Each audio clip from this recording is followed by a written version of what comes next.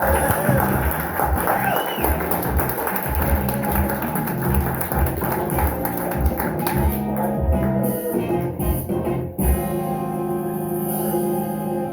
more time for Owen Lyonsmith.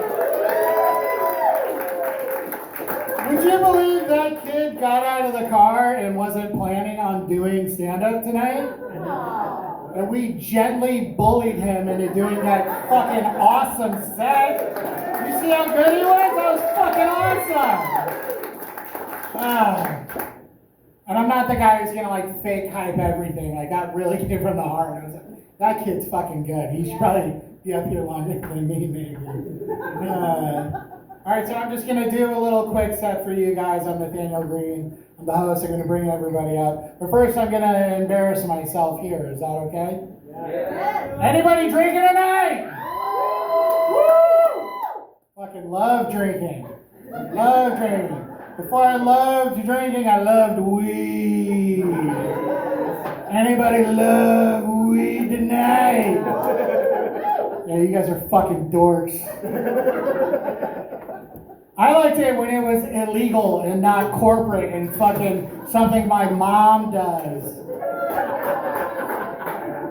Fucking weed might as well be homework at this point. Fucking nerd, go take your weed pill.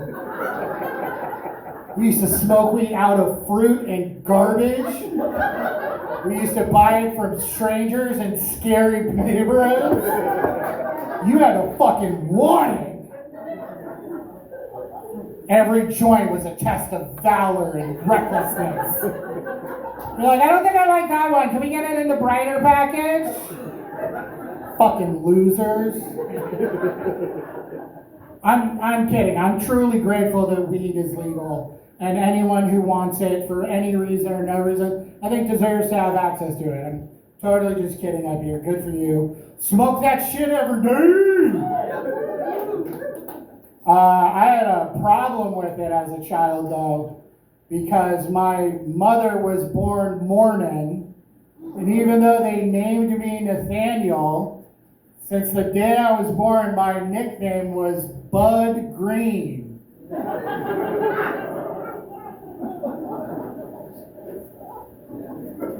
This is completely lost on my sober dork parents.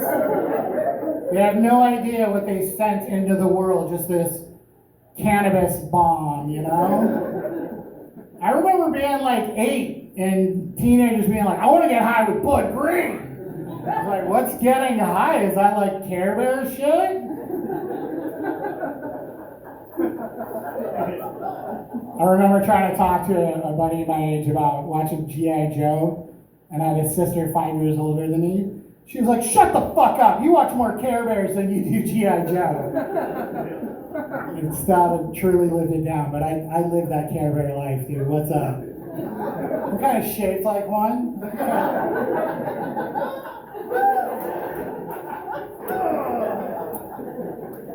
No! Yeah, I'm never getting laid again. I actually have been sober I haven't been sober. That was an egregious misstep. Biggest lie ever told. I have been single for the last 2 years. So I've been sober on that pussy, you know what I mean? It's been surprisingly good for me. I learned a lot about myself in those 2 years. I learned how to enjoy solitude, which I was always scared of. I always wanted to make an ass of myself in front of strangers with a microphone. I learned how to enjoy my own company. I learned that I can now watch anything on the fucking TV I want whenever I want. Fucking freedom! I also learned that I'm still something of a romantic, and that surprised me. 2 years sober, not really trying to date, still something of a romantic. And I figured this out because I still eat a lot of pineapple.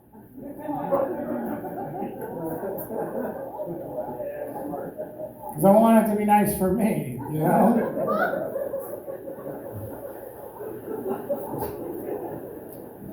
I am not looking forward to summer. I know that's unpopular. Are you guys excited for summer?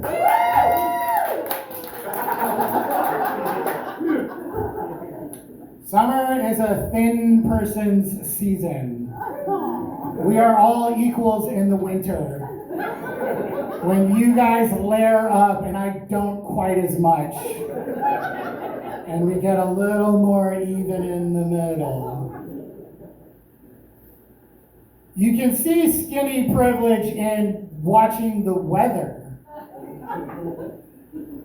If you were to watch the weather in, say, the Midwest, when it's really cold, they'll tell you the scientific, empirical, repeatable, scientifically measured actual temperature of the day.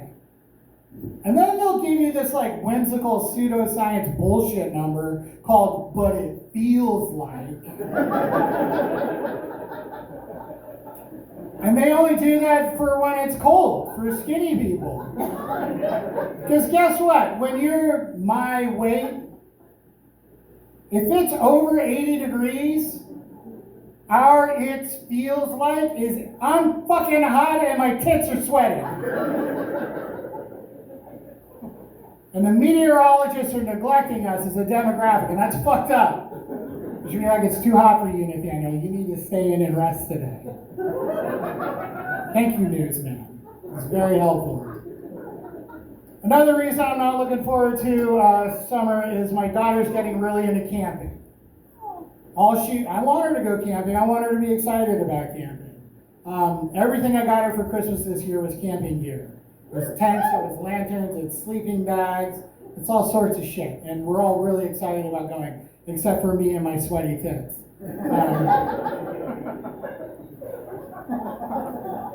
I also kind of have like a moral hang-up with camping. I mean, you've seen the tent cities and what's going on in our state and country. It's fucking rough out there. There's some permanents out there camping. And you're just gonna cosplay as poverty because you can afford it? It's wildly insensitive. Like, I'm gonna weekend warrior, but after that, I'm gonna have a roof and running water. I'm outie. Meanwhile, some of our neighbors, they're full-time in it, dude. And the sickest irony about that, camping gear is fucking expensive, man. And that's all poor people have, is like not the cheapest way to live.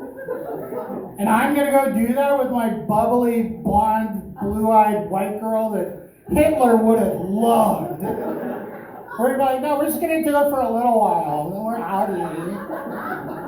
We're gonna go watch Care Bears.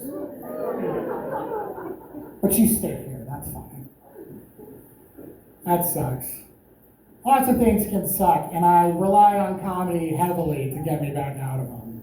And thank you guys again for coming out. This is some of the cheapest dopamine, and it's just such a fun release, and it's so much more personable live.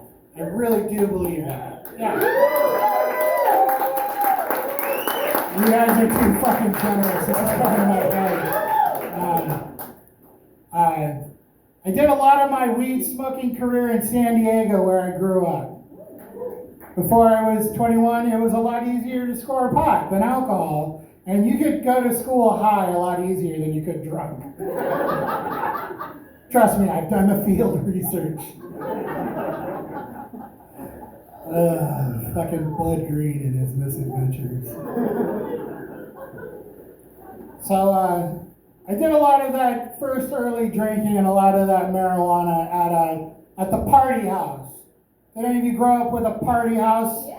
Either you were at the party house or you knew the parents were like, you can drink, just don't drive anywhere, sleep here, you know. That house, the party house? Yeah. My party house was Mexicans. And so I was born and raised Irish Catholic, so they told me I was gonna be a drunk. And then Mexicans showed me how. And truth be told, like being a 16-year-old kid and slow sipping tequila under the San Diego stars, with like 90-year-old Mexican men that just look like baseball gloves that got left in the sun for years. And they're playing acoustic guitars and they're only singing forlorn love songs about broken hearts that I don't fucking understand. Those were beautiful nights, the ones that I remember. I woke up next to a lot of garden hoses, so it wasn't all gravy. But it was a great time. The dad of the party house was so fun and a prankster. And he was kind of a cheap guy. He would only buy, do you guys remember Mercury cars? They were meant to be like a more accessible Ford, if you can imagine. Like it's Ford, but shittier. Well, Ford doesn't have that much trunk space. How much more shitty can we fit in this thing? But so he only had like Mountaineers and shitty Mercuries. And I had a cool 66 black Ford pickup. It had white wall tires and curb finders. Like, white people like this truck. Mexicans fucking loved this truck. And they would throw so many parties because every now and then relatives would come over. And it felt like half of Mexico came to their house. Like every weekend. It was so fun. But so part of making that work is we had to fit as many cars as we could in their driveway. And so sometimes he would help me back up my truck. And so he would be, in the rearview mirror, and he'd be waving me to keep going and keep going. And then, bam, I'd hit something. He'd be like, all right, you're there.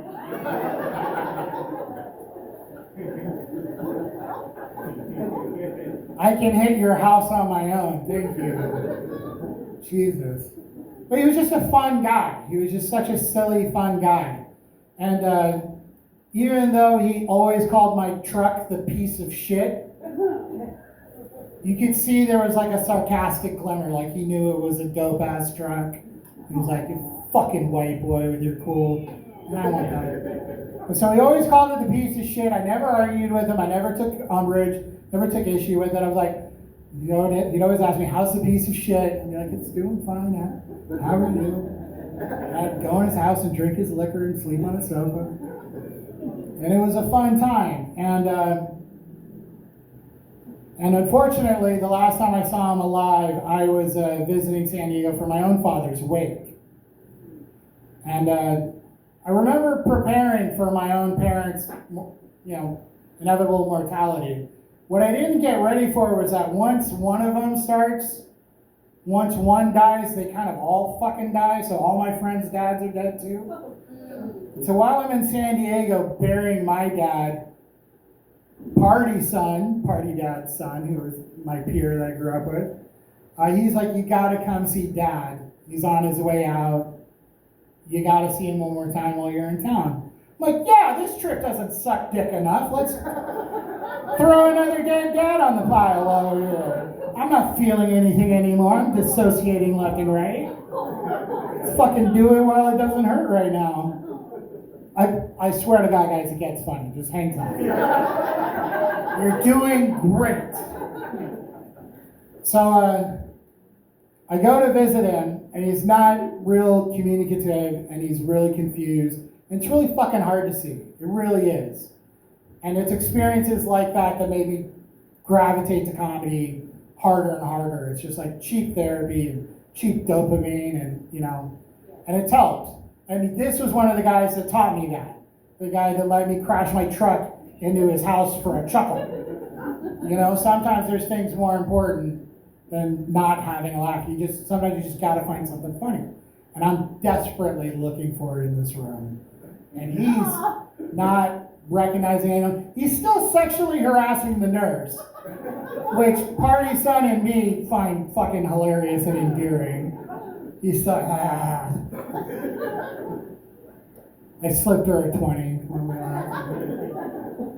Thank you for your service. But so I'm in this grim situation, and I remember a pretty famous story. I bet none of you have heard it, though. Pretty famous story. The late night host, comedian Jay Leno, visited Rodney Dangerfield when he was on his deathbed. And he was completely non-communicative. And he went to the hospital to give his last respects while Rodney was still alive. And Rodney's wife was in the room when he got there.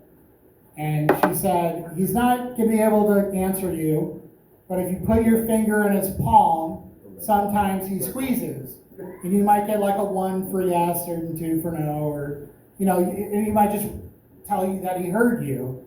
And Len was like, that's great. And he walked over and he put his finger in Dangerfield's palm. And he just said, I want to thank you for all the work you did and all the joy you brought to people's lives. You're a titan of comedy. I'll never forget you, neither will the world. Thank you so much for everything you did. By the way, that's not my finger.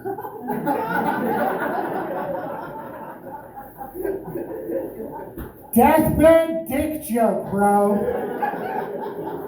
Jay Leno's the last motherfucker I saw that coming from.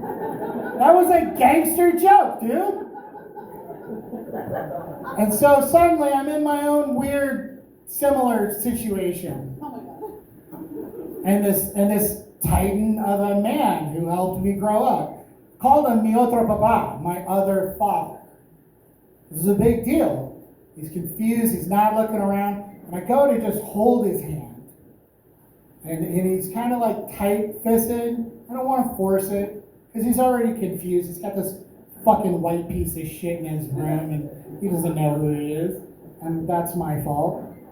But I put my finger in his palm. And he's looking at me, and he sits up. And he grabs my finger really, really tightly. And he pulls me in. And nobody's in the room with me when this happens, so I freak out. I'm like, guys, something's happening. I don't get help. Help!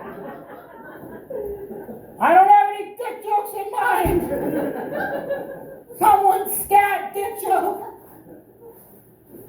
And he pulls me in really close, and I'll never forget this. We're all around him, his wife who's putting up with him, grabbing the nurse in front of her. Party son's there, and we're both crying our fucking eyes out. And clear as day, he looks me dead in my eyes and goes, piece of shit.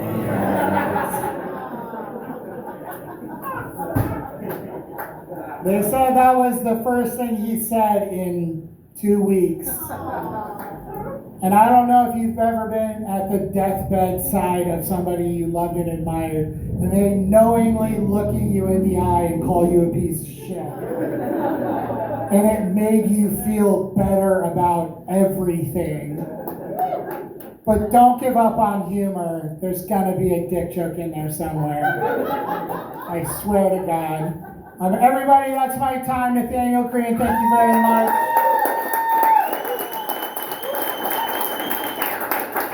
Make it nice for Tina Hogstrom. Came all the way from Sarah. Make it real nice. I'm so scared of falling off of there. If anyone was gonna do it, it was gonna be me. Yeah, damn. I'm a clumsy broad. I mean, thank you. Yeah.